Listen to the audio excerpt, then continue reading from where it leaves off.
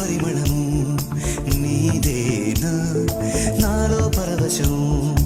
నిజమేనా బొండు మల్లి పువ్వు కన్నా తేలికగు నీ సోకు రెండు కళ్ళు మూసుకున్నా లాగు మరి నీ వైపు సొగసును చూసి పాడగా